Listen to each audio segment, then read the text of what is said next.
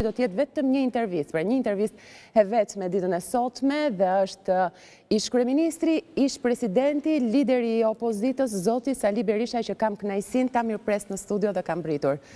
Doktor, përshëndetje, mirë se vjen në studion time. Përshëndetje dhe mirë se u gjeni Sila, kënaqësi veçantë për mua. Faleminderit shumë. Ka kaluar shumë kohë në fakt që nuk kemi mundur në një intervistë në studio bashkë, kemi realizuar disa të tilla më parë, po unë shpresoj që mos pres kaq gjatë për tjetrën, gjithsesi. Kanë qenë disa koincidenca, por nuk do jenë tjera më në të ardhmen nofta. Faleminderit shumë.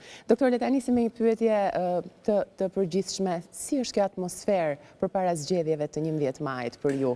Fushata ka nisur prej disa kohësh, edhe pse jo zyrtarisht, po ju vetë si do ta cilësoni si atmosferë? Unë do ta cilësoja këtë atmosferë të pashembull që nga 92-shi.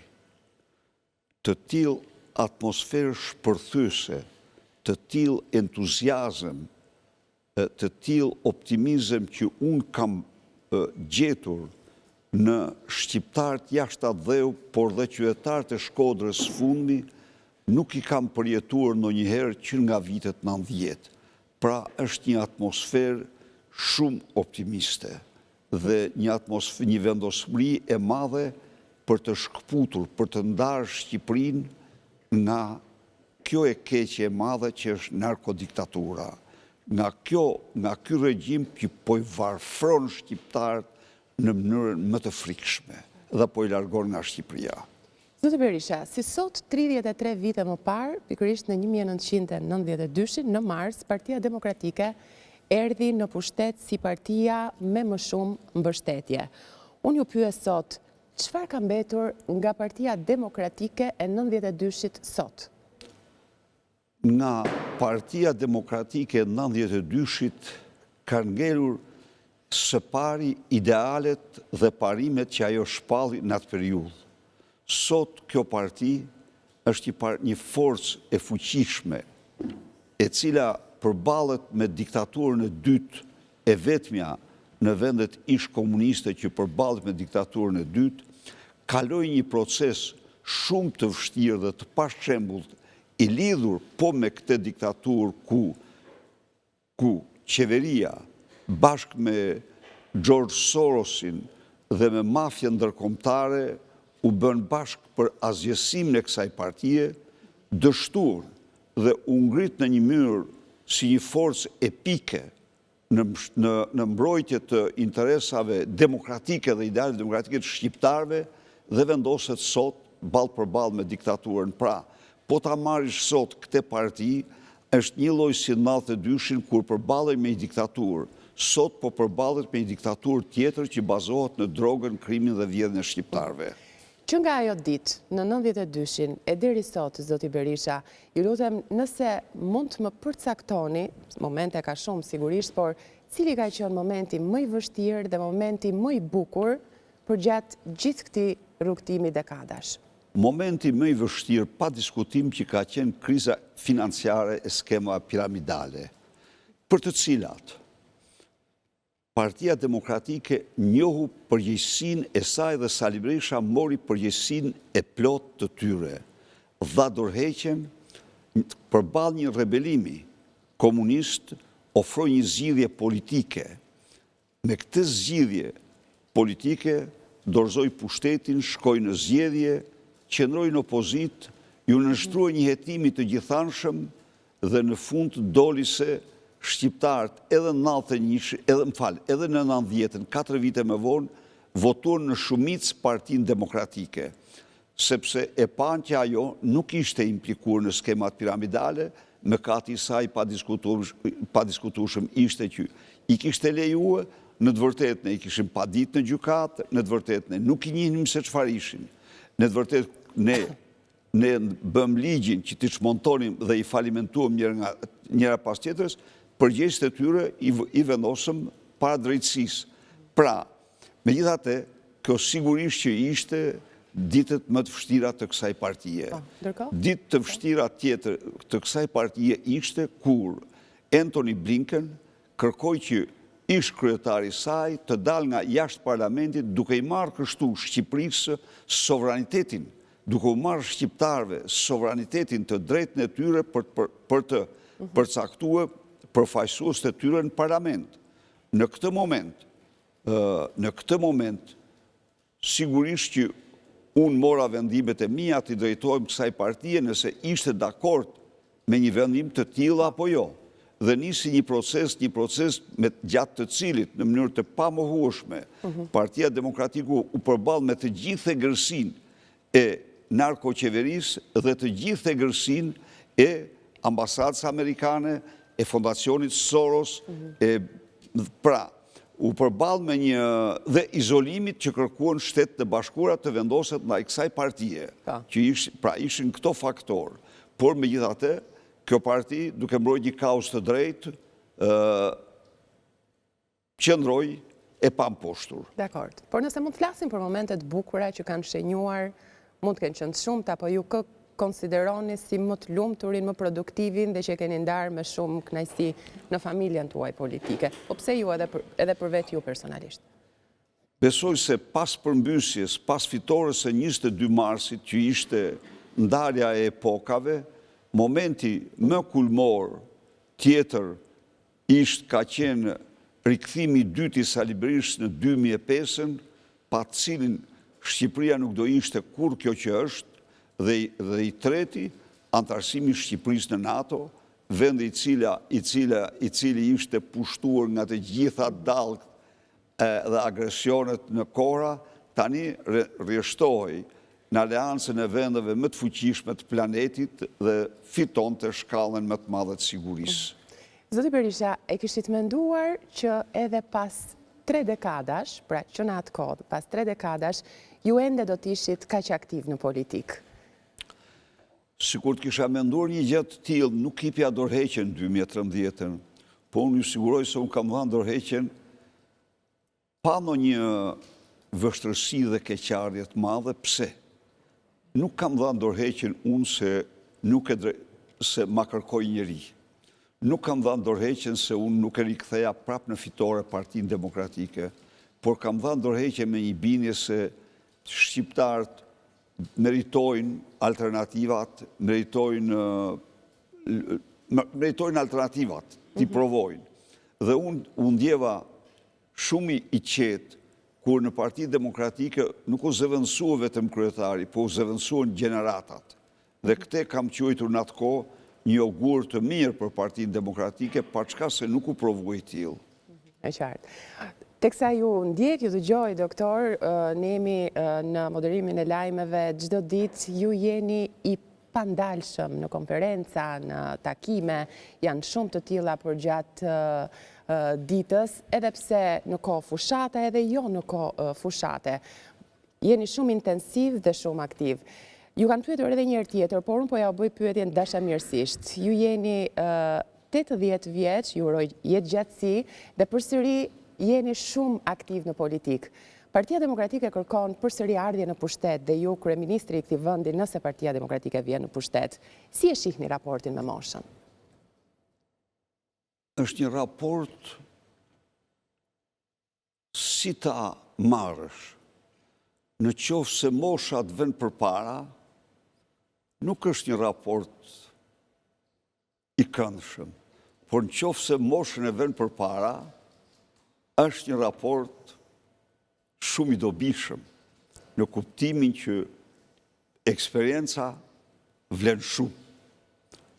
Pra, unë, në qoftë se më pyet mua sot, në rafshin e performancës, Se sa vjeç ndjeni? po, se sa unë ndjem gjithnjë më mirë se 10-15 vite më parë, sepse do më thanë, jo që s'me ka vënë mosha para, por përkundrazi e kam dominuar unë atë plotësisht dhe kjo më rikujton atë shprehjen e tiranësve që thonë se robi plaket kur don vetë. Unë uroj shumë sukses, sigurisht. Faleminderit shumë. Do të mbetemi dhe pak tek Partia Demokratike, po flisnim për të që prej 1992-shit, por shumë çka ka ndodhur në gjithë këtë kohë, sidomos në këto vitet e fundit, që ne kemi ndjekur me shumë imtësi, shumë çka ka ndodhur edhe me ju vetë, zoti Berisha, personalisht. Ju pak muaj keni që keni dalë nga arresti në shtëpi dhe ajo kohë ka qenë, le të themi, një kohë vendimtare për Partinë Demokratike. Ka kaluar në tension, në përçarje. Fillimisht dua t'ju pyes si keni përjetuar ditët më të vështira të Partisë Demokratike në këtë këndvështrim? Ku e shihni të përçarë dhe pse jo shumë kush mund të uronte zhdukjen e Partisë Demokratike, kundërshtarët tuaj? Absolutisht, qëllimi i përçarjes ishte zhdukja e Partisë Demokratike dhe shndrimi i saj në një kukull, instrument të qeverisë, madje mundësisht edhe pa emër fare që ka patur më parë. Natyrisht, unë kam qenë optimist se do të dështojnë. Qëllimi im, ose problemi im ka qenë të gjej mënyrat më eficiente të rezistencës. Do të dështoj kush? Do dështoj qeveria dhe ambasada amerikane që u angazhuar në këtë proces. Shumë të turpshëm në një lloj grushti shteti brenda shtetit, në kuptimin të dy. Sepse çdo vend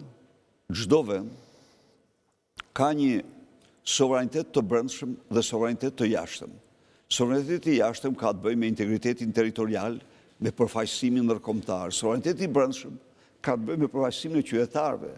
Në diktatura, gjithë sovraniteti i brendshëm është në dorë të diktatorit. Në vende tjera, ku ka opozit, një pjesë e mirë e sovranitetit të brendshëm, falë pluralizmit, i kalon opozicë, pra kanë qytetarë që nuk e duan qeverinë. Mirë po, duke eliminuar opozitën, siç u përpoq, faktikisht i gjithë sovraniteti i kalonte në dorë të Edi Ramës. Dhe ky ishte një lloj grushti shteti brenda shtetit. Ishte një akt shumë i shëmtuar. Ishte puna për një Shqipëri pa opozit. Por kjo dështoi, ky skenar dështoi, vendose një izolim të përgjithshëm, një kupol izolimi sidomos pasi unë pa dita sekretarin Blinken në Paris për shpifje.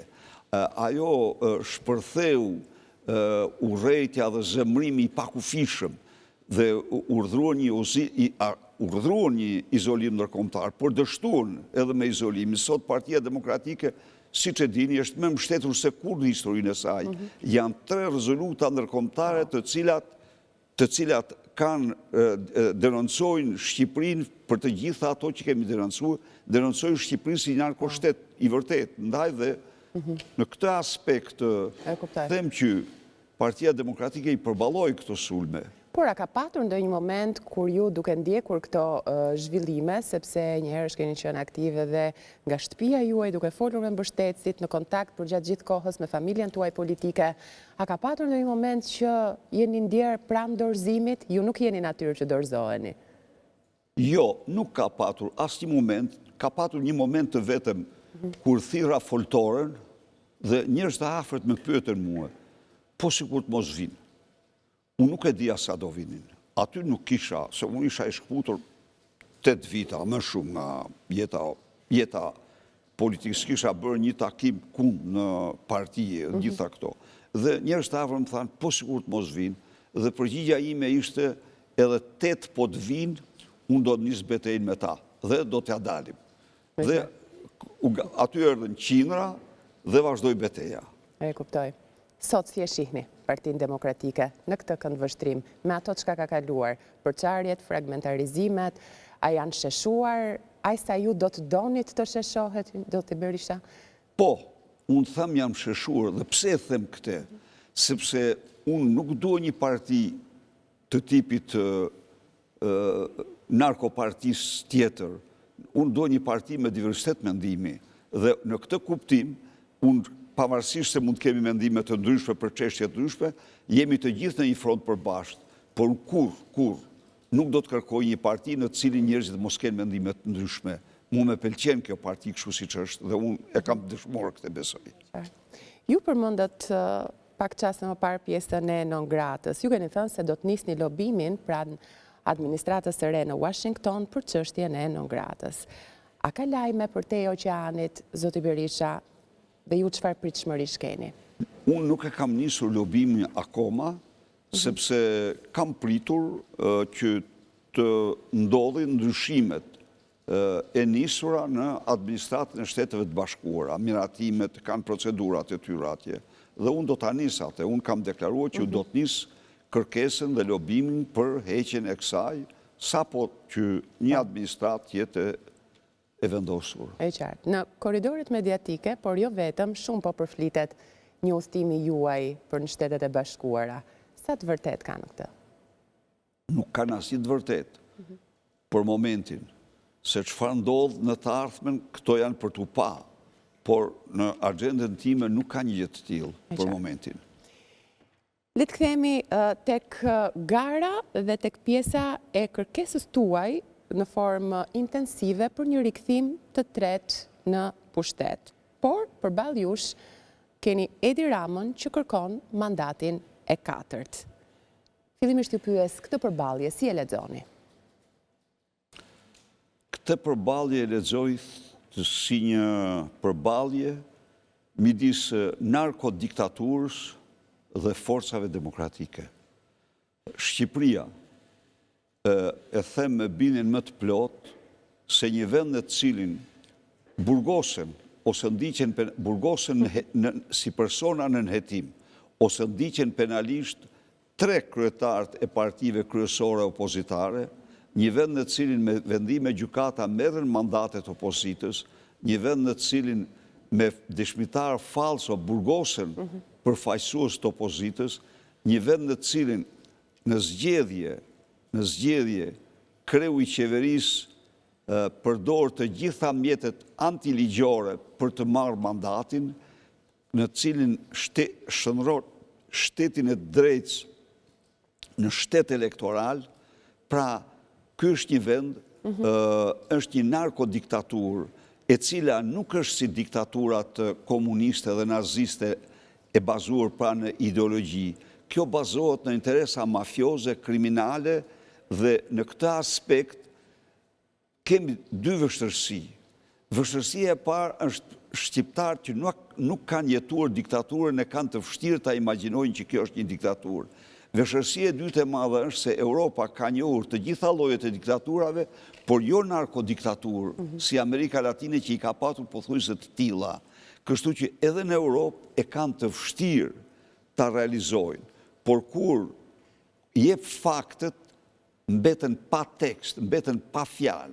Kështu që kemi të bëjmë me një narkodiktaturë, më e keqja, siç thot Huntington, e formave diktaturave, dhe një përpjekje e forcave demokratike që nuk dorëzohen para kësaj diktature, por bëjnë gjithçka për largimin e saj. Megjithatë, kjo është përballja më e madhe politike që pritet në 11 maj, por në vijim duhet t'ju drejtoj 2 pyetje në lidhje me elektoratin. Zoti Berisha, si e motivoni ju një votues të zhgënjyer që të zgjedh rikthimin në pushtet të Partisë Demokratike dhe jo vijimin e Edi Ramës për një mandat tjetër? Thjesht fare. Në qoftë se ky votues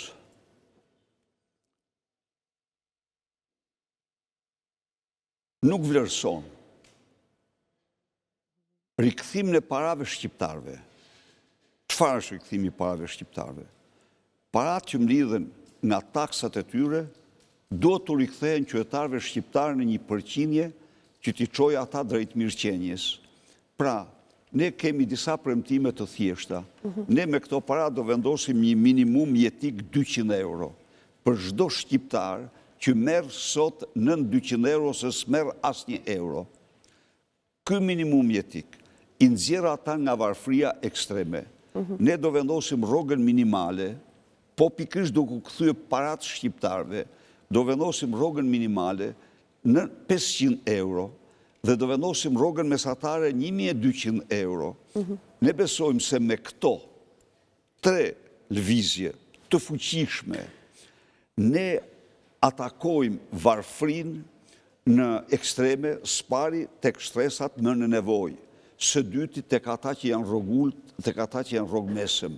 Pra, ju rikthejmë paratë shqiptarëve, nuk do ketë më, se sigurisht çdo njeri pyet ku do i gjeni ju këto para. Këto para janë absolutisht disponibël, por ama një gjë, nuk do ketë më udhëtime kryeministri 21 milion euro në 2 vite me avion taksi, sepse ato përbëjnë 131.000 pensione. Nuk do hapë kryeministri Shishe 36.000 euro, sepse ato përbëjnë dhjetra pensione një shishe. Nuk do vendos ato instalacionin kopshti i Edenit në kryeministri, sepse ato përbëjnë 30.000 pensione. Nuk do ullet ministria me biftek 1.000 euro, sa ato janë 6 pensione pjata. Janë 6 pensione pjata, pra nuk do ketë më. Am kënë gjuhë të flasë për rritjet rrogave të larta? Jo, nuk do ketë rritjet rrogave të larta, sepse, pse kjo? Jo se unë kam urrejtje për rrogat e larta, por sepse shkalla midis rrogës ullë dhe rrogës lartë është bërë çnjerëzore, ka një proporcion. E kam thënë dhe theksoj, presidenti i Shteteve të Bashkuara merr sa 4 rroga ose 5 rroga mesatare të qytetarëve amerikanë. Pra, i vend me i pasur. Sigurisht, kjo sepse të gjithë kanë problemet e tyre, kurse në Shqipëri presidenti merr 10 rroga mesatare. A është kjo normale? Kjo është shumë anormale. Po. Ju jeni në kontakt me publikun çdo ditë, thirrjet i bëni çdo ditë që votat shkojnë për Partinë Demokratike. Por, cila është ajo fashe e elektoratit, ndoshta edhe moshore, ku ju vendosni theksin më tepër që të besoj tek ju, zoti Berisha? Dua të fus këtu edhe ata të rinj që votojnë për herë të parë dhe që nuk e din fare se ç'ka është jetuar më parë. Pyetje drejt. Ne synojmë me këtë program para zgjithash njerëzit që janë në dhimbje dhe në nevojë për shkak të pagave, për shkak të pensioneve mizerabel që marrin. T'ja ndryshojmë atyre jetën.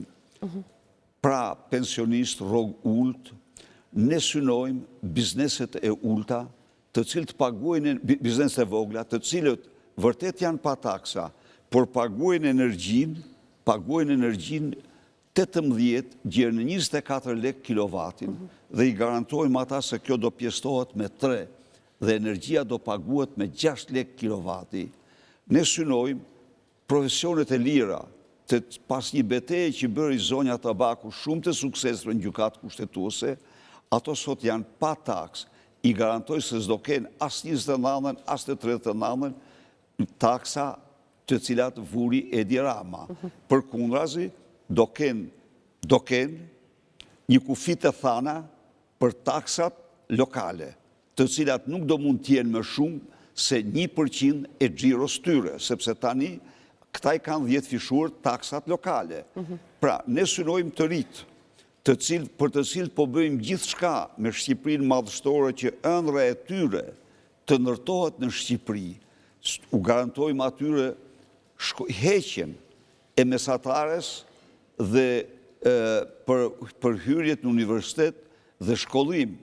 Do ketë një sistem të instaluar për punësimin e tyre, bonuse për çdo të ri të punësuar, heqje e detyrimeve të sigurimeve shoqërore për çdo të ri të punësuar, mbështetje financiare për startupet e tyre, për bizneset e tyre. Do bëjmë gjithçka për kthimin e diasporës. Pra, ne i drejtohemi diasporës me bindjen e plot se Shqipëria ka nevojë jetike, jo vetëm për votën e tyre, por edhe për investimet dhe për mundën e djerës e tyre. 5 vite, pa asnjë taks, është zotimi ynë për çdo qytetar shqiptar jashtë atë dheut që vjen. Kam lexuar për kuriozitet, fletorët ditaret e Drishtit, të Shkodrës. Çfarë kishte në 1400? Ai që vinte në qytet dhe investonte pavarësisht nga komësia e tij, një vit do ishte pa taksa. Kaq shekuj më parë. Ne do bëjmë 5 vite pa taksa. E kuptoj. Më përmendë diasporën, e cila voton për herë të parë. Pse mendoni që diaspora do t'i besoj Partisë Demokratike dhe Sali Berishës dhe do të votoj blu në këtë zgjedhje? Flasim për shumë njerëz që ndoshta mund të kenë një shkëputje nga realiteti në Shqipëri dhe vjen përballë një zgjedhje për të votuar. Janë të shumta arsyet.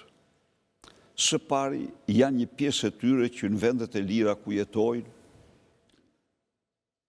konstatojnë se Shqipëria dallon si nata me ditën me ato vende. Konstatojnë se shqiptarëve u kontrollohet vullneti në zgjedhje.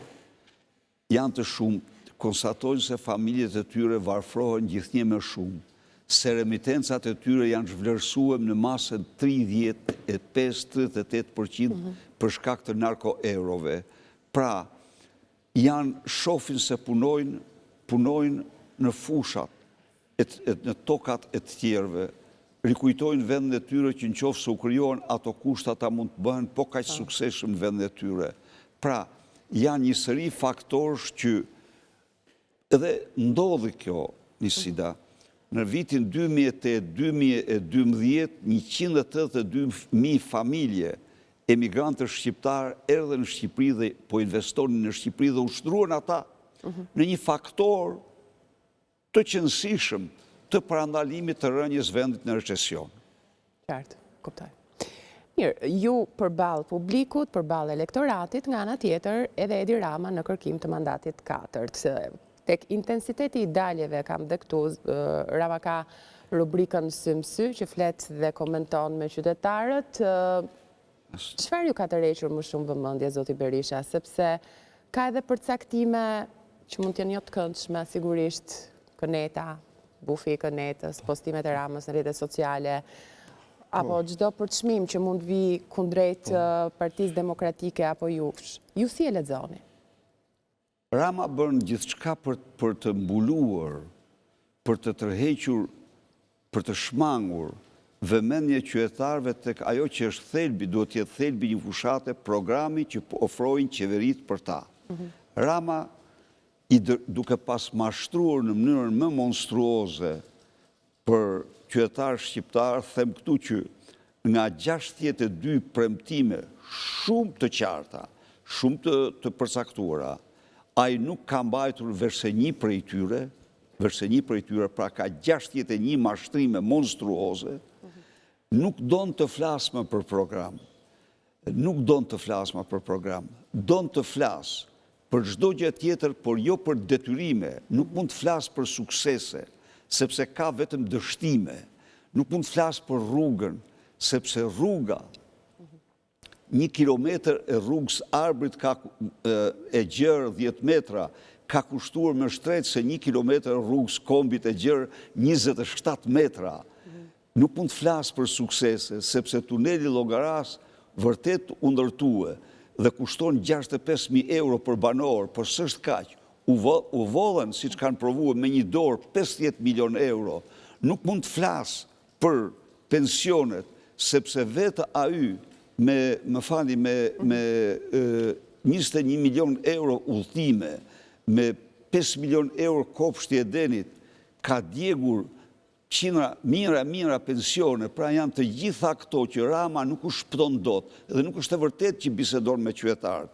Nuk është fare e vërtet, zyra e shtypit, edhe mund t'ja u sjellin po të dëshironi, mori dhe bëri një check-up, unë e konstatoja që ai fliste me vete, sa ata i ka monologe, por zyra e shtypit mori bëri një fact-finding. Dhe në fact-finding ajo analizoi, nxori, printoi 1600 komente dhe pyetje.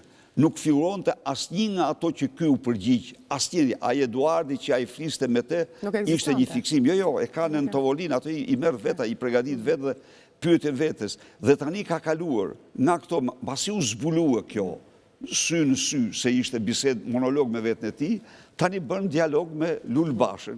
I ka zëvendësuar Lalierin. Ja ka zëvendësuar Lalierin, e zëvendësoi Lalierin me Lali Lulin. Ishte Basha ai që filloi në mos gaboj me video në parë, pastaj këmbimi videove, në pamje të parë pa i thënë të koordinuar ato, nuk janë, në pamje ashtu duket, edhe ajo sy në sy, njerëzit e kujtojnë se ka bisedë me qytetarët, po ka bisedë me vetën e tyre, edhe ajo kështu, ajo thuhet se Basha ja nis, jo, ja nis porositi, Ramat ja nis, dhe Rama tani që e ka që e ka Lali Vjedhsin atje ku e ka, tani kërkon të thot miku njeri, për ja ku kam tjetrin. Pra, me këto truke mediatike, nuk takon me gazetarë.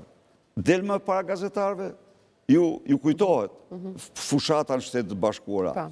Kamala Harris pat një tendencë që të shmange konferencave të shtypit, jo gazetarve, të jemi realist, ajo intervista bënte me gazetarë, por nuk bënte konferenca shtypi, të vërteta. Si ato që bëni ju çdo Dhe e ditë. gjithë media, e majt dhe e djathtë Shtetet Bashkuara, asaj ju përvesh për një gjë shumë të papranueshme.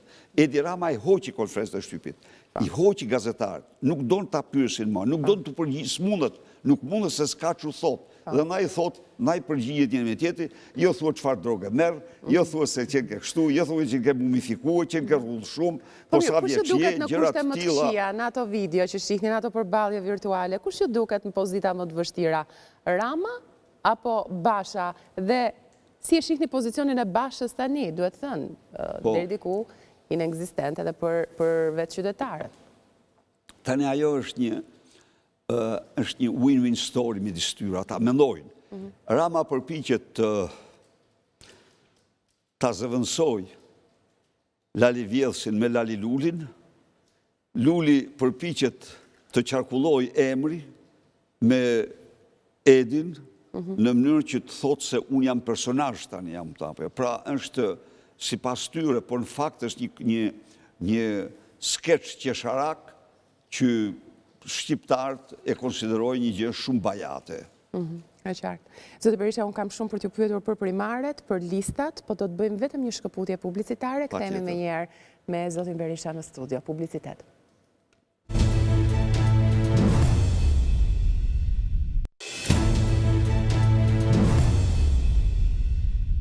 Rikthehemi drejt për drejt pas hapësirës publicitare të nderuar shikues, jam në studio me ish kryeministrin Sali Berisha. Zoti Berisha, dua t'ju pyes për procesin e primareve. Aq shumë të diskutuara, madje ndër ju ka patur dhe nga ata skeptik apo që nuk i mirëpritën primaret, por tek e fundit u kryen dhe patën rezultatin që ne ndoqëm. Ju keni qenë gjithmonë pro primareve. Nëse ju pyes tani, bët mirë që i bët këto primare? Unë mendoj se bëm shumë mirë që i bëm këto primare, sepse ne pyetëm, konsultuëm antarët e Partisë Demokratike për kandidaturat që ata dëshironin dhe në tërësi preferencat e tyre u morën parasysh. Natyrisht, primaret e kësaj natyre janë një konsult. Pse janë, se ka disa lloj primaresh, ka primare brenda partisë. Këto janë një konsult. Primaret të cilat zhvillohen me pjesëmarrje të mbështetësve dhe të qytetarëve janë më të fuqishme në diktimin e vendimit. Por statuti i partisë ka përcaktuar që për primare, për deputet votojnë antarët e partisë. E qartë, por a solli më tepër demokratizim procesi primareve, apo ndoshta edhe ndonjë kokçarje më tepër, apo pse jo edhe ndonjë thellim për çarje? Mendoj se solli një demokratizim të vërtet që se ka njohur kur partia, sigurisht dhe kokçarje dhe pakënaqësira ka patur. Këto nuk e mohoj, por pavarësisht nga zhurma, në të gjitha listat e mbyllura, në tërësi me një përjashtim të vetëm për disa arsye, një ose dy përjashtim, janë vendosur me të votuarit, burr apo grua qoftë, nga ato që kanë dalë nga primaret. Janë vendosur dhe të tjerë të cilët për definicion kërkon drejtorin qarku. Kështu që të sot askush nuk mund të thotë se nuk janë përfill primaret. Dakord, por më përmendet pak më parë zonjën Tabaku, betejën e saj me gjykatën kushtetuese, e vlerësuat atë, ndërkohë që ne po flasim për primaret dhe Tabaku ishte një ndër më të votuarat nga ky proces. Pse është në listë të hapur zonja Tabaku? Zonja Tabaku është në listë hapur për faktin e vetëm se 4 vendet gra në listën e Tiranës janë ex officio. Janë ex officio.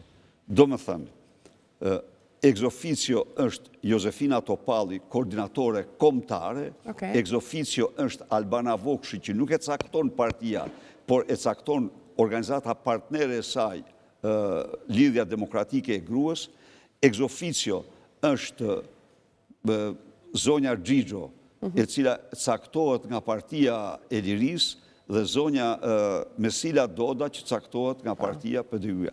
Pra, vendet e grave, këtu nuk është futur një grua që ishte më pak e votuar se zonja Tabaku, që të mund të ketë, mund të konsiderohet një mosvlerësim. E qartë, por a mund të themi që në të njëjtën linjë mund të shkojë logjika edhe për zonjën Çupi? Udhë? Mund të shkojë e njëjta linjë logjike përgjigje edhe për zonjën Çupi? Ato janë zonjat me kontributet pa diskutueshme dhe njëjta gjë mund thuhet dhe për zonjën Çupi dhe njëjta gjë mund thuhet dhe për zonjën Ilda Zhulali, e cila ka kontributet, ju e keni parasysh, janë të gjitha këto, ato e meritojnë plotësisht, por ky ishte, unë bëj këtë shpjegim transparent, ku janë vendet u zunë nga ex officio. E qartë. Teksa jemi tek emrat përveçëm, duhet ju pyes pak edhe për zotin Sula. Ju e keni dhënë një përgjigje, një koment lidhur me të, por unë fus këtu në pyetjen time edhe ftesën që i ka bërë Rama për në Partinë Socialiste. Por edhe disa zhvillime që kanë shoqëruar vetë zotin Sula, ju i keni ndjekur. Zoti Sula, mbetjen në listën e hapur, e përjetoj pak si me emocione dhe i lejoj vetës të kërkoj stre aty ku nuk duhet shkonte. Nuk mund shkonte aty tek ato partit të cilat faktikisht unë i ftova të gjitha të vinë, për ato preferuan të mbeten patericat e Edi Ramës. Dhe e kuptoj këtë gabim që i bëri dhe u tërhoq. Përsa i përket ftesave që i bën Edi Rama, ta harroj se Dash Sula mund të bëj kaos përbashkë me Edi Rama, Dash Sula ka një jetë të tërë lufte kundër Edi Ramës. Kjo është e vërtetë e tij dhe ai do jetë një bashkëpunëtor i çmuar i Partisë Demokratike në vitin, në investimet që ka bërë në vitet vazhdim. Zotë Berisha, për gjithë ata që pyesin çfarë kuptimi patën primaret e Tiranës kur në listën e mbyllur hyri vetëm Klevis Balliu? Jo, në listën e mbyllur nga Tirana nuk është vetëm Klevis Balliu, është edhe Belind Kliçi, kryetari i cili është një përfaqësues i shquar i komunitetit të Tiranës. Pra,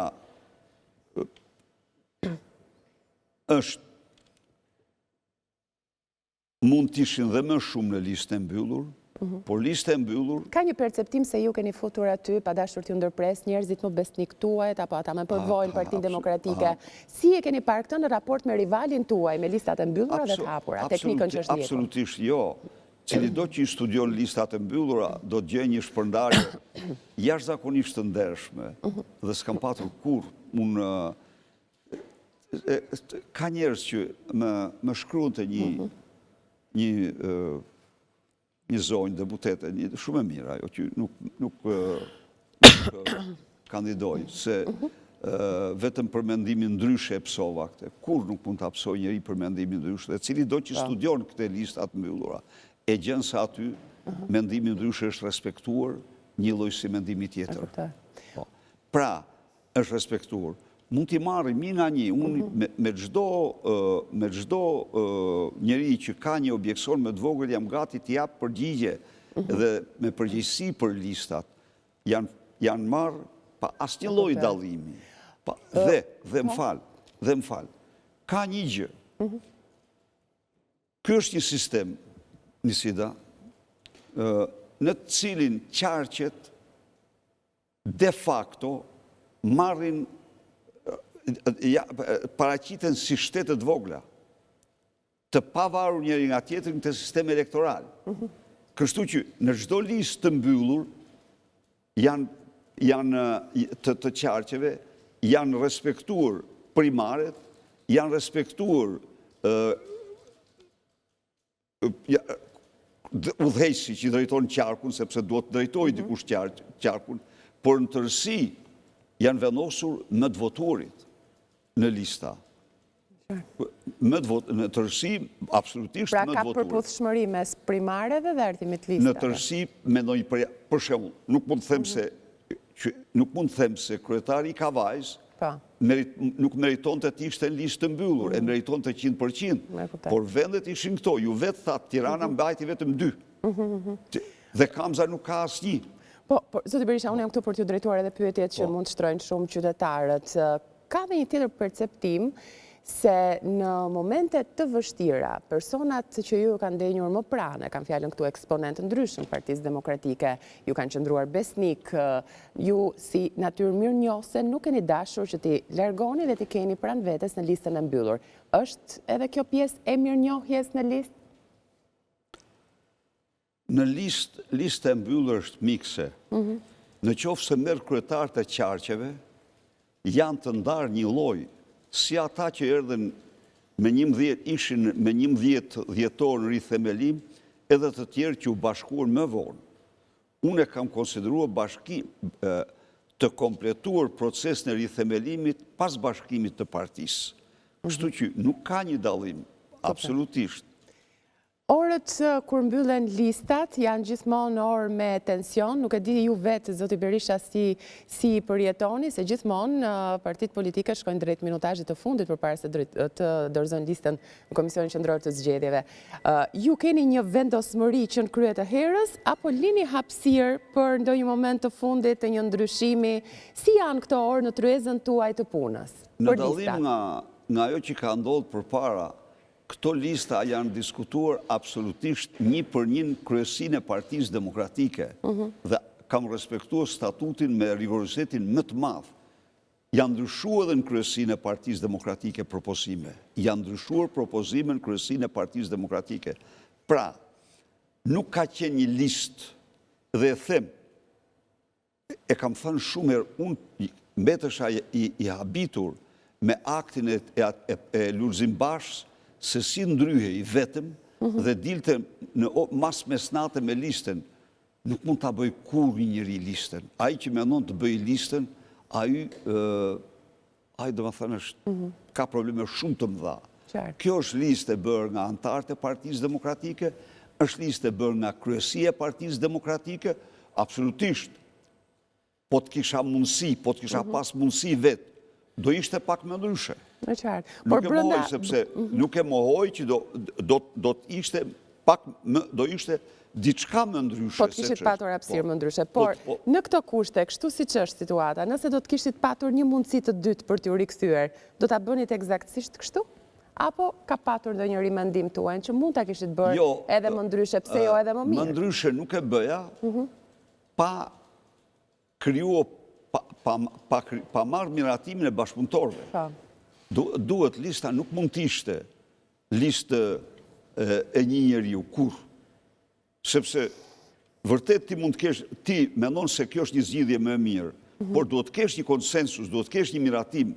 A patëm kohë t'i bëjmë këto ne përpara, ne nuk patëm kohë t'i bëjmë përpara këto. Që është vërtet për një sëri rrethanash nuk patëm kohë. E qartë, e kuptoj.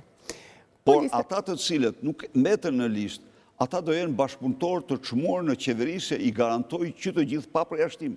E kuptoj. Zoti Berisha, po listën e kundërshtarit, si e shihni? Çfarë teknike pat te Rama që përdori për listat e mbyllura, por edhe të hapur?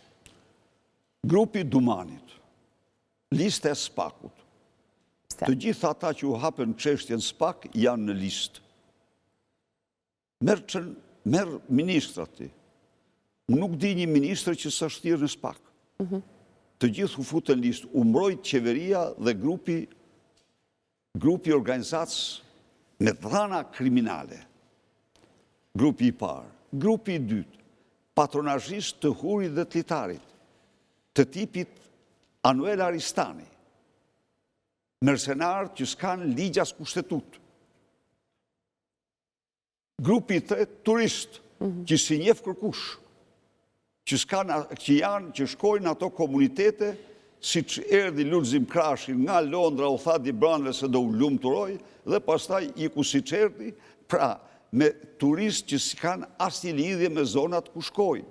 Dhe kjo është tipike Edi Rama, se Edi Rama nuk i donë deputetet për qytetarët. Edi Rama i donë deputetet për parlamentit që të votojnë në kolektiv, si një kope kolektive, kjo është e vërteta. Këto janë deputetet e tyra. A ke ndëgjuar ti se tani marrim atë si u vendosen? U vendosen mbi bazën e eksklamacioneve me superlativa. Po nuk vendoset ajo që për eksklamacione për superlativa. Pra, është një grup tërësisht përfaqësues tipik i Edi Ramës dhe jo i qytetarëve. Teksa hartoja skaletën për këtë intervistë, zoti Berisha, gjithmonë tek primaret, siç jemi, tek listat, siç jemi tani, ka dhe një, le të themi, një perceptim tjetër, apo kanë parë qytetarët, elektorati, me kuriozitet e diçka që duhet ja u drejtoj tani. Qarku i Elbasanit është ndoshta qarku i vetëm i cili ka 5 kandidat në listat e mbyllura, që nuk kanë asnjë lidhje me 6 bashkit ku partia juaj duket se e kalon pa përfaqësim. Pra Librazhdi, Prenjasi, Ceriku, Peqini, Belshi, Gramshi nuk kanë përfaqësim në listën e mbyllur. Pse kjo zgjedhje?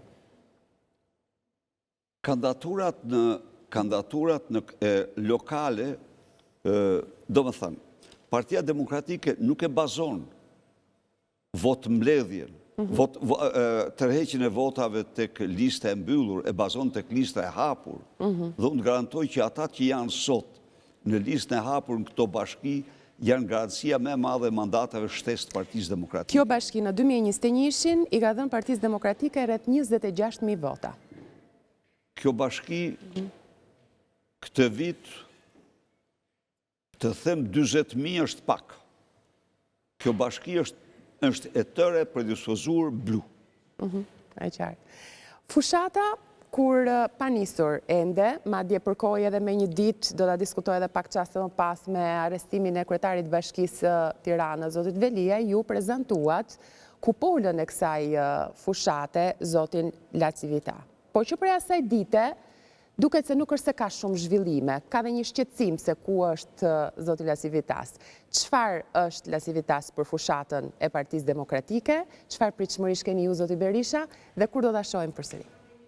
Fushata ka nisur. Po, zjerë këtu emailin, ne kemi komunikim të vazhdueshëm me Kris Lacivitan dhe bashkëpunëtorët e tij.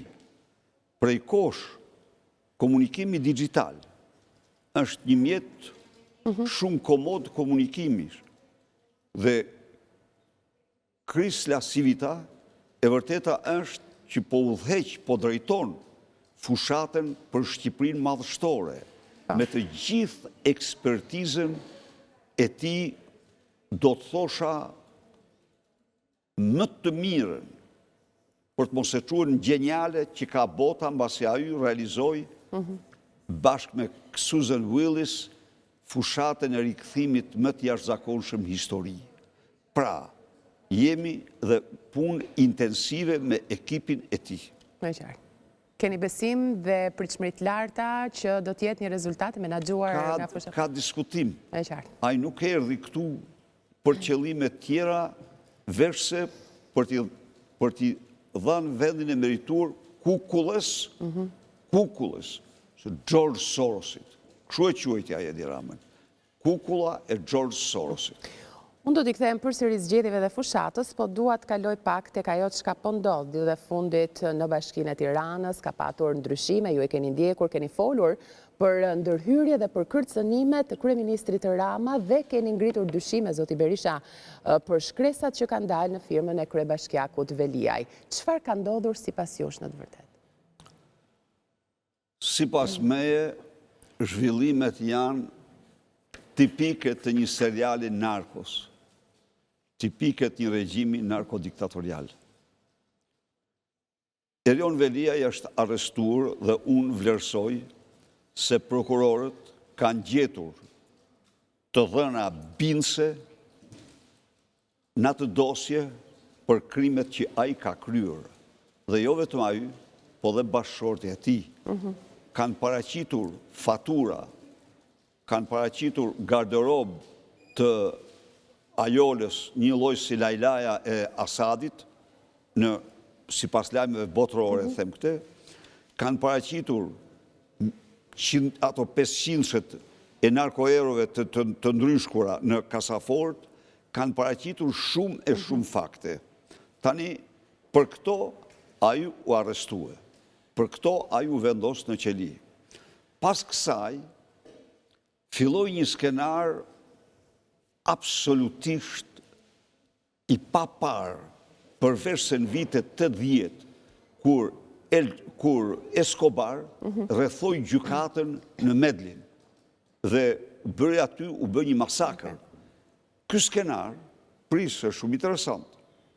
Në pamjet parë ishin punojës të bashkisë. Jo, nuk ishin punojës të bashkisë, po nuk ishte policia.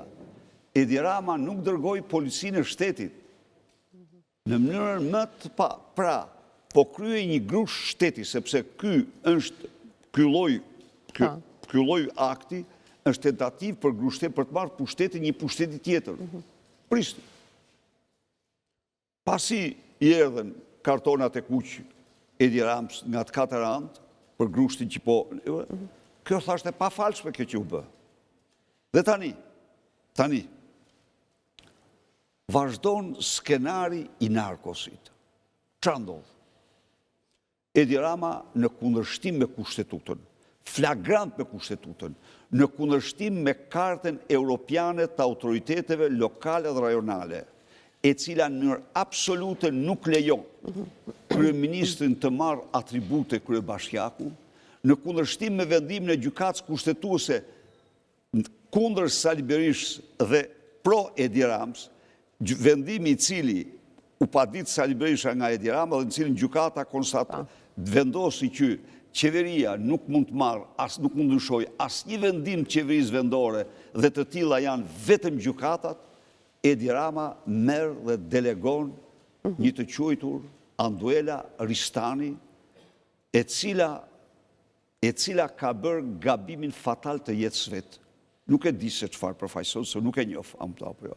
Por u bë instrumenti i një grushti shteti, i një urdhri që s'mund të zbatohej kurrë. Tani vim tek Lali Vjellçi. Unë kam të drejtë, meqense unë kam informuar mediat dhe publikun për disa zhvillime. Po, mund të bëj një ndërhyrje këtu, sepse në disa dalje tuajat, përfshirë deklaratën tek dera e Spakut, u interpretua si kur ju i keni dalë në mbrojtje, zotit Veliaj, apo si kur pati një formë avokature nga ana juaj. Keni folur për përgjimet e ti në burg, a e keni bërë ju, zotit Berisha, një gjë të tillë, dashur apo pa dashur? Absolutisht jo. Kam mbrojtur ligjin dhe kushtetutën. Dhe ata që mendojnë ndryshe gabojnë, ata e panë se çfarë çmimi ishte i gatshëm të paguajë Sali Berisha për të mbrojtur kushtetutës. Kam mbrojtur kushtetutën, sepse ai njeri nuk, domethënë, personalisht jam për akuza 5 herë më të rënda sa ato që ka, se ka çështje tjera dose që këta nuk e akuzojnë dot, për arsyeën e vetëm se lidhen me Edi Ramën, por ama gjerë momentin e fundit, njeriu do të trajtohet në përputhje me ligjin me dinjitet. Nuk mund të trajtohet në atë mënyrë njeriu apo jo. Në qoftë se ti i vendos regjistrimet, ato duhet i bësh me gjykatë. Skapi tha se i kemi bërë me gjykatë. Okej. Çfarë don Ulsimania në qelinë e tij? Çfarë punë ka ministri? Çfarë janë këto? Apo bën pazare këtu? Pse i çojnë Xhevdet Troplinin në qeli atij? Më fal, çfarë ishte ato statuse? Ju besoj e morët vesh, Nisida do të them me sinqeritet. Sa i kam lexuar, kam kuptuar që i shkruan Edi Rama. Pse? Si e kuptova? Fare thjesht, merr lexo artikujt që shkruante me emrin Bledimane Edi Rama, që është e vërtetuar që e ka pohuar, janë pohuar këto. Edi Rama nxirrte të gjithë shpërthimin e ujrave të zeza nga goja kur shkruante artikullin me emrin Bledimane. Tani kësaj here ishin copy-paste e atyre artikujve. E po thash këto i shkruan Edi Rama. Edhe kur përmendet emri juaj, zoti Berisha, fjalët janë... Këto ishin copy-paste. Dhe më vonë doli se dëshmitar 100% besueshëm se Erion Veliaj s'ka shkruar asnjë status. A kjo pastaj është Macbethiane. Ti nuk mund të manipulosh atë në të mënyrë. Dhe këtu është Spaku përgjegjës për këtë, sepse Spaku nuk mund të ai në fund fundit është person në kontrollin e tyre, ai s'mund të ndodh kurrë Spaku të pranojë veprime të tilla nga askush.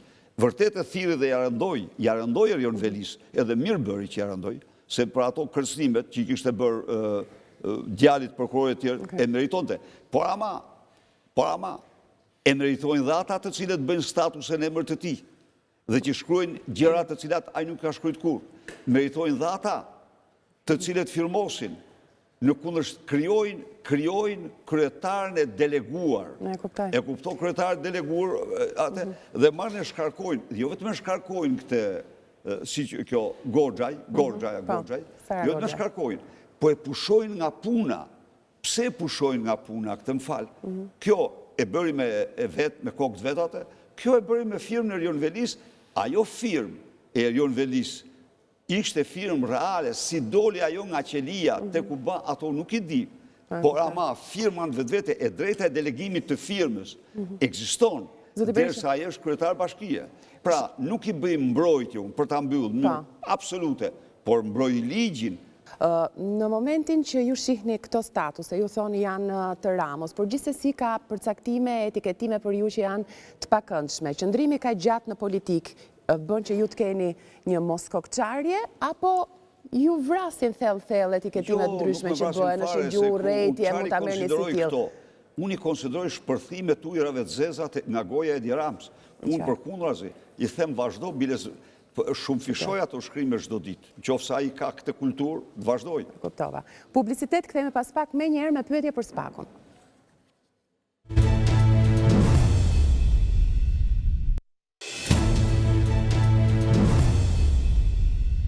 Rikthehemi në pjesën e tretë të intervistës me ish-kryeministrin Berisha. Anuqova pak më parë se do të ndaleshim në disa pyetje për Spakun tani. Zoti Berisha, ju keni kritikuar hapur Spakun. E keni quajtur skap për gjatë gjithë kohës si perifrazim, pas keni dhënë edhe argumentet tuaja duke bërë një akuzë për selektivitet në hetime.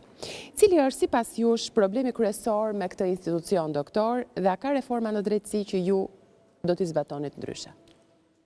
Dy janë problemet më themelore të faktuara të këtij institucioni. Problemi i parë themelor është fjetja mbi dosjet e krimit të faktuara. Pazaret që kanë bërë me kriminal të faktuara. Prokuror dhe punojës të skapit. E dyta, po kaq madhore. Blokimi çdo çështje që çonte Edi Rama. Merë Erion Velinti.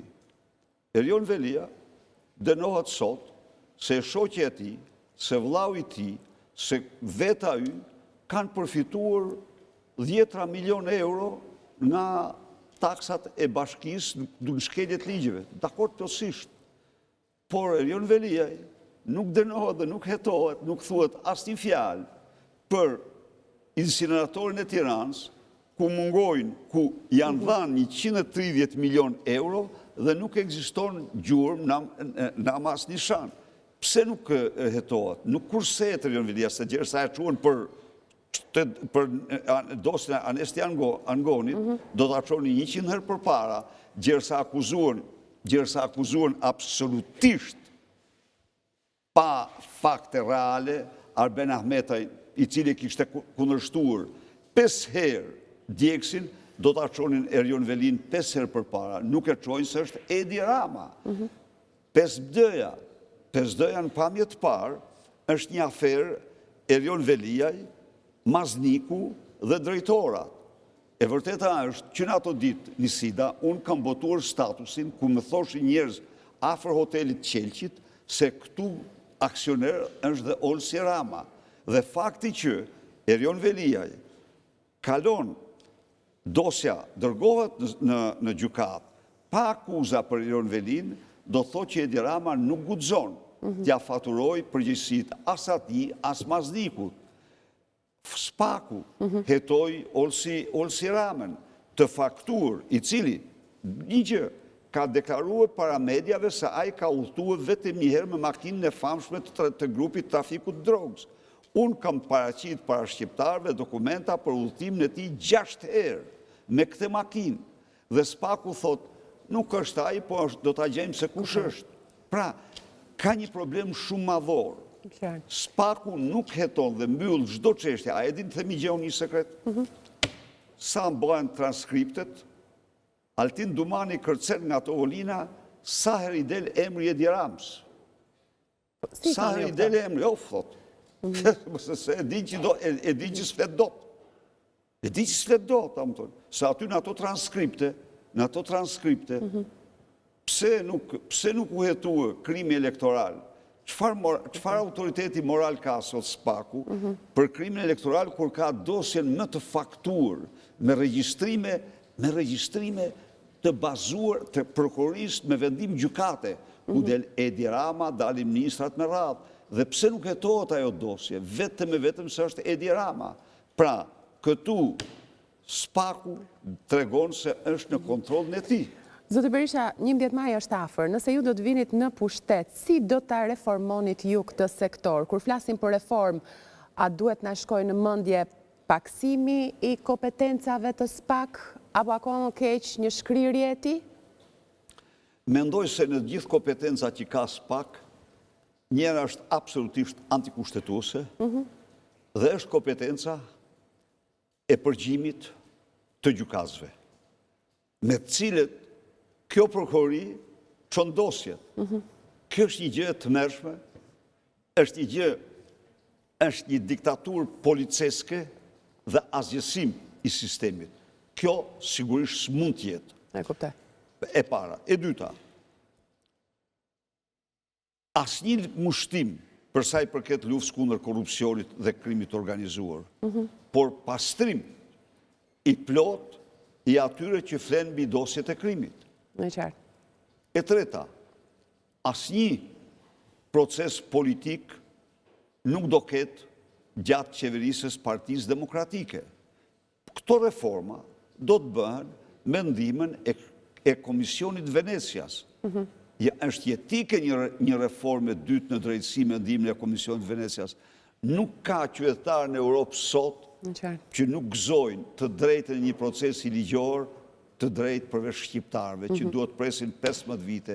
Ju e pa dialogun Bushka-Lagami. Duhet t'i kem në dorë, thoshtë, t'i kemi në dorë ata, thoshtë. E kuptoj.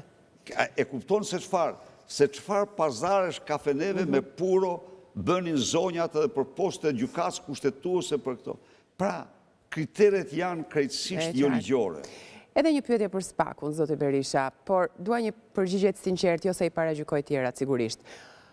Pas arrestimit të Veliajt, u duk që si nga ju, po ashtu edhe nga kryeministri, pati një ndryshim të qëndrimit apo të qasjes ndaj SPAK. Ju pyes ju drejt për drejt personalisht, a patët një zbutje ndaj qëndrimit për SPAK-un, apo një qasje tjetër, dhe si pat deklaratat që shpesh herë shfaqeshin edhe si kontradiktore të Edi Ramës ndaj SPAK-ut? Spari përsëri, ja u them me bindjen më të thellë, se prokurorë që flenë mbi krimet janë kriminal, dhe se prokurorë që bëjnë gjykime, bëjnë për ndjekje politike janë kriminal politik. Këte unë nuk mund të ndryshoj. Unë jam ky që jam. Po SPAK-un mund të ndryshoni pa i thënë skap? Kur ta meritoj me njëherë. Kur do e meritoj? Kur të mos flenë mbi dosjet e krimit, për shkak të Tauland Ballës, po jap një shembull.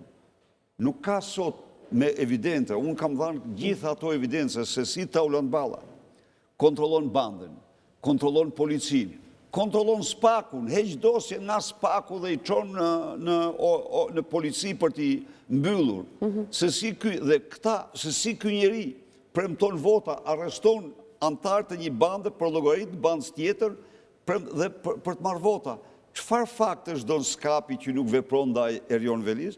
Pra, kur SKAP-i të heq dorë nga ndjekja politike, atëherë absolutisht do meritoj respektin më të madh. Kthehemi tek fushata dhe është edhe bloku... Edi Rama, prit një moment këtu.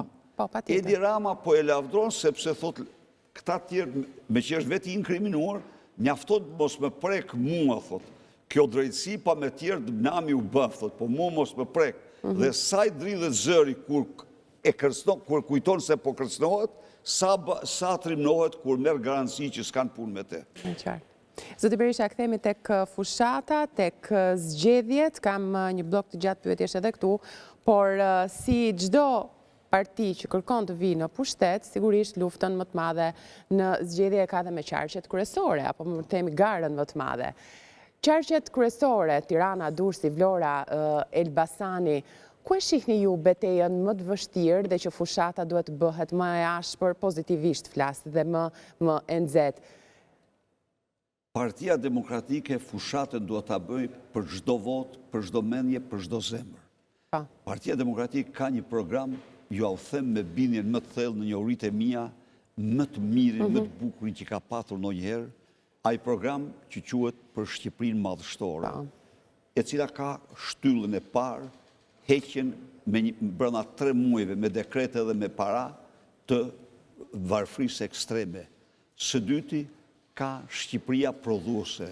Shqipëria po shndrohet një hotel të madh, por Shqipëria duhet të jetë një prodhues i madh. Dhe Shqipëria mund të prodhojë në të 4 anë të vendit. Na edhe ne shpallim krenari kombëtare Made in Albania. Prodhon Shqipëri, prodhimi Shqipëri. Dhe do e bëjmë këtë dhe të tillë potencial ka Vlora, të tillë potencial ka Shkodra, ka Peshkopia, ka Korça, ka kudo.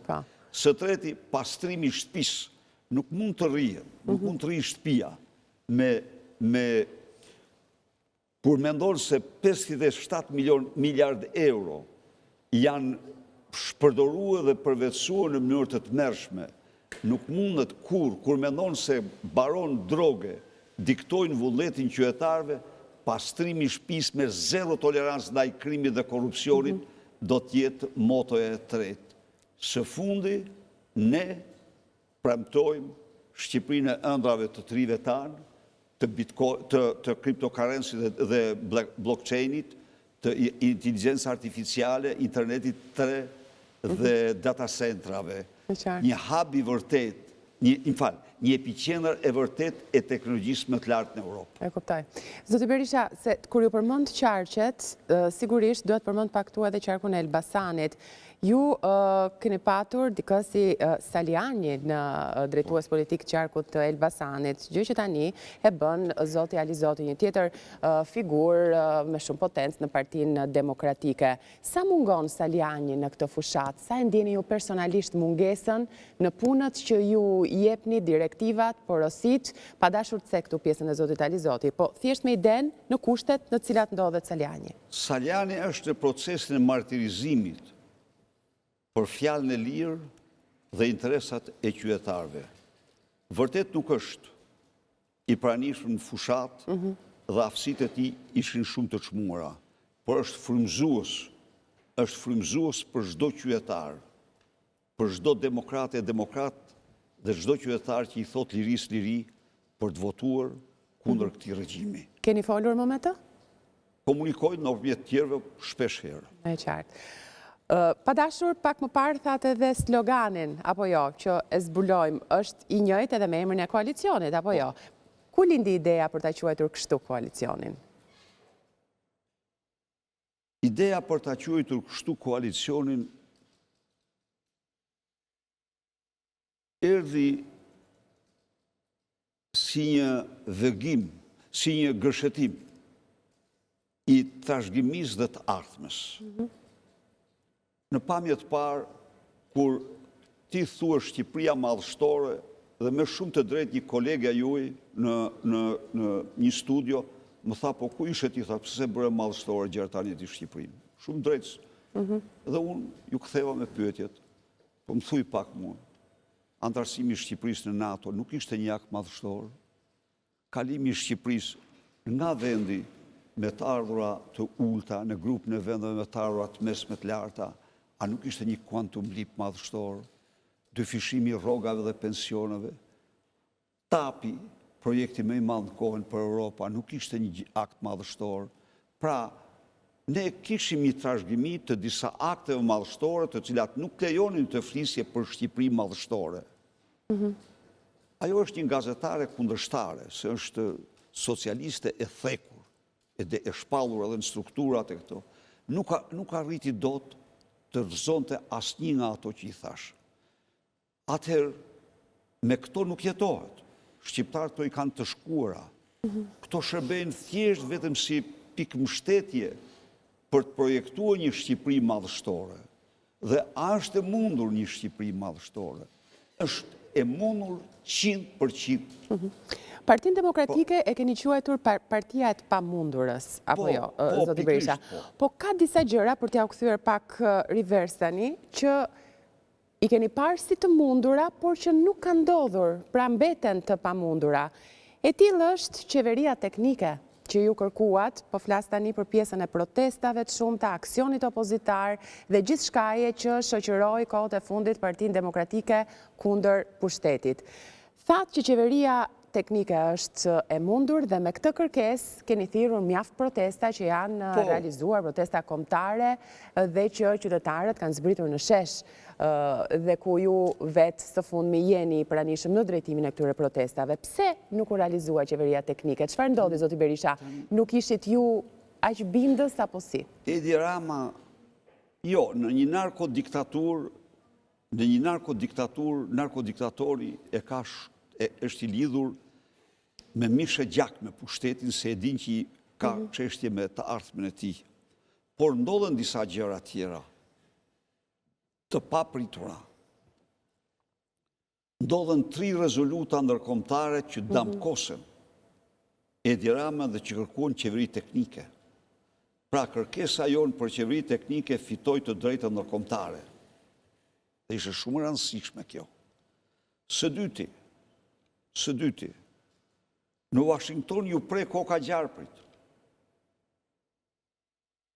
A e dini ju që në themel të kacafytjes Rama Veliaj qëndron një hap i gabuar, thuhet se qëndron një hap i gabuar i Alexis Soros, i cili pas skandalit me Gonigal i thot Rams, kalo diku tjetër se dhe siller jonin se këto janë probleme të vështira shumë, nuk të ndahen. Dhe në këtë moment, Rama e kuptoi se armikun nuk e kishte jashtë, po e kishte brenda. E kishte te Erion Veliaj dhe filloi dueli. Pra, largimi ose prerja e kokës gjarprit në Washington ishte një goditje shumë e rëndë për Edi Ramën. Së treti, Edi Rama po përplitet, jemi sinqert, se ajo thyrje tovoline që bëri me grushta, që përpaksa si ra me kokë, ajo nuk lidhe me asgjë tjetër, vetëm me Krisla Sivita. Së katërti, Edi Rama bëri gjithçka të pengoj bashkimin e grupit parlamentar të Partisë Demokratike. Dhe a ju zbashku me ambasadën, pasi dështuar në këtë përpjekje, përdorën letrën e fundit arrestimin e Sali Berishës. Mirë po, realisht është e njohur kjo, mirë po bashkimi ndodhi i grupit parlamentar. Dhe jo vetëm që ndodhi bashkimi, Nisida, po ndodhi bashkimi i opozitës 26 parti politike që përbëjnë 1/3 e elektoratit shqiptar. Pra, janë të gjitha këto që e bëjnë Edi Ramën me 11 maj të pashpres dhe i them merri ato polla dhe jepu ujë, e bëjnë që të duesh me to, se edhe në vitin 2005 pollët me nxirrnin 20 pikë mrapa muë dhe të gjithë ambasadorët përveç njerit kishin shpërndat dispaqen qendrat e tyre se Fatos Nano rikonfirmohet të lehtë pa vështirësi përveç një ambasadori. Në fakt, zgjedhjet i fitoi Sali Berisha, siç do i fitoi me 11 maj. Okej, por në këtë 11 maj, siç e thatë, janë shumë parti që përbëjnë 1/3, siç thoni ju, të elektoratit dhe përballë është një parti socialiste që nuk ka pranuar të bëjë koalicione. Që këtu, a hyn favorit Edi Rama? Jo, hyn i vetmuar. Ti je i vetmuar, nuk je kur favorit. Ti je i vetmuar, je i dënuar. Të qartë. Zoti Berisha, nëse përqendrohemi tek zgjedhjet, ku Partia Demokratike kërkon me do e mos të vi në pushtet, dhe është një rrugtim i gjatë ky që po bëhet. Unë ju pyeta pak më parë për qeverinë teknike dhe ma dhatë përgjigjen tuaj, por deklaratat tuaja kanë qenë nga më të shumtat, po kështu edhe të eksponentëve të tjerë të Partisë Demokratike, teksa i drejtojnë elektoratit, flisni me fjali si kjo është dita e fundit e Edi Ramës, do të arrijet për të mos rënë në përsëritje qeveria teknike, nuk do të jetë më Edi Rama, por e vërteta është që Edi Rama është në pushtet dhe kërkon mandatin e 4, ndërsa opozita do të shkojë në zgjedhje për të kthyer në pushtet me këtë kërkesë. Çfarë ka që nuk shkon? Ka një hiperbolizim si në çdo fushat apo dhe jo fushat, po kur i drejtohesh elektoratit për t'i zmadhuar pak gjërat apo kështu e mendoni vërtet? Jo, ne po i drejtohemi elektoratit me disa premtime më konkrete, por ka një gjë. Njeriu që po paraqet këto premtime, që po paraqet minimum jetik 200 euro, rrogën 500 euro, rrogën minimale, rrogën mesatare 1200 euro, dhe po paraqet kartën e konsumatorit, ky njeri në vitin 2005 ka premtuar dyfishim në rrogave dhe të pensioneve të administratës dhe i ka bërë ato realitet 100%. Në këtë kontekst, pra çdo shqiptar që ka një memorje, thot ky është serioz në këto premtime. Unë nuk po premtoj qiellin. Edi Rama nuk po premtoj gjërat pa realizueshme, unë premtoj ato që realizoj. Ndaj dhe unë jam shumë optimist. Çfarë po premtoj? Doja u kthej parat shqiptarëve, o shqiptar, ky ndërton rrugën, atë rrugë që unë e kam ndërtuar me 1 milion euro, me fatura thesari, ky e ndërton sot me 10 milion euro. Sa duhet ta ndërtoj sot, pse janë rritë çmimet, 1.300.000 euro bën ajo rrugë sot, se është 30% është rritë indeksi i çmimeve të ndërtimit. Ky ndërton me 10 milion, ky merr 9 milion euro, 8.7 milion euro i merr i fut në xhepa. Unë do ja marr, këto do ja jap ju. Kaq është shumë e thjeshtë ekuacioni im, apo jo. Do u çoj drejt Europës. Unë garantoj që do u çoj, sepse ne antarësuam Shqipërinë në NATO, por ne e kemi rrugën ndryshe, jo me shkjo që bën ky. Para 2 ditësh, para 3 ditësh, Brukseli tha stop, nuk jap negociatat. Nuk e meriton, nuk e plosu kushtet, nuk e kërkun, nuk e datë. Dhe nuk e datë për hapjen negociatave. Me keqja. Ky vazhdon u thot, ja pasaporte europiane, do u çoj në Europë. Po çfarë do çoj në Europë, kur të mbylli, ai mbylli, me ty mbylli, u mbyllën e sapet. Se atë akt Brukseli nuk e bëri pa qëllim, e bëri me qëllim të plot për të thënë shqiptar. Sy çelt, me Edi Ramën nuk keni datë. 3 pyetjet e fundit, zoti Berisha, ju lutem me përgjigje pak më të përmbledhur. Në 100 ditët e para të qeverisë, nëse vini në pushtet, kush janë 3 masat e menjëhershme që do të merrni? Në 100 ditë e para të ardhjes të pushtet, së pari, dekreti për minimum jetik 200 euro, dekreti për pagën minimale 500 euro, dekreti për pagën mesatare 1200 euro, heqja e çdo pengesë në rrugë të Shqipërisë, heqja e taksës mbi naftën që është 1.1 euro, ka që shesin tjerë, dhe kartoni do jipet karta e konsumatorit. Këto do jenë të parat që do bëjmë.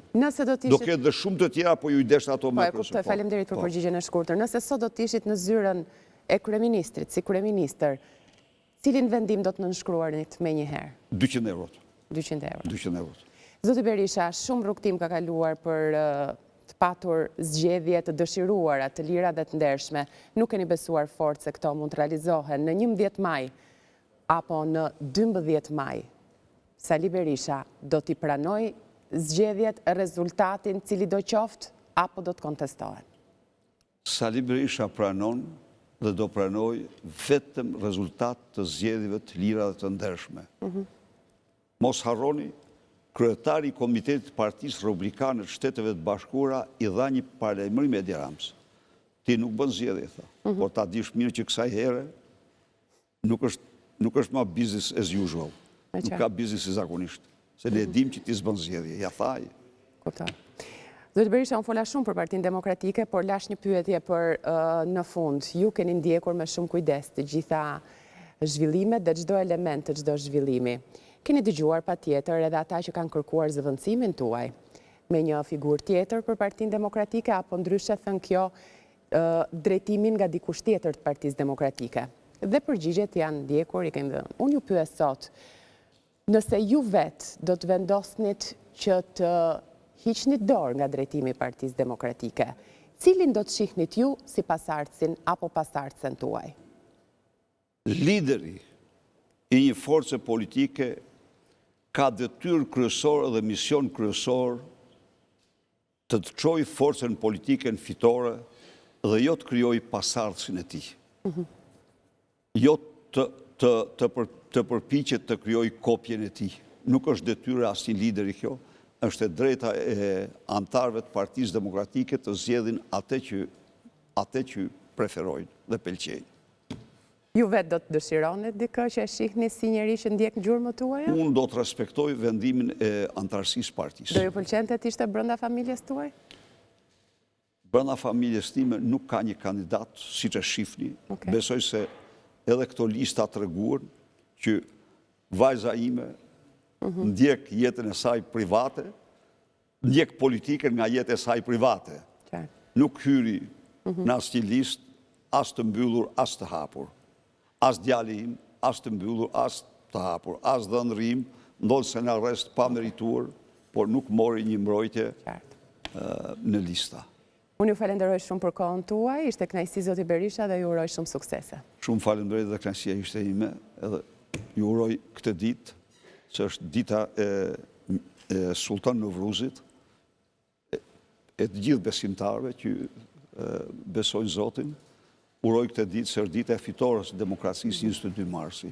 Ju dhe të gjithë atyre që na ndjekin. Faleminderit shumë. Faleminderit zoti Berisha. Përfundon këtu intervista e gjatë me zotin Sali Berisha, ish kryeministër, lider i opozitës, nderuar shikues. Ritransmetimi i emisionit është sot në mbrëmje pas orës 23, gjithashtu nesër në mëngjes, për gjithçka tjetër në rrjetet tona sociale, në Instagram, në Facebook. Po kështu në YouTube, është kanali ynë zyrtar në YouTube, News 24 Albania, aty gjeni dhe emisionin kjo javë. Për gjithçka tjetër dhe për çdo lajm të fundit në balkanweb.com. Ju falenderoj për vëmendjen tuaj, miru takofshim të shtullën e ardhshme.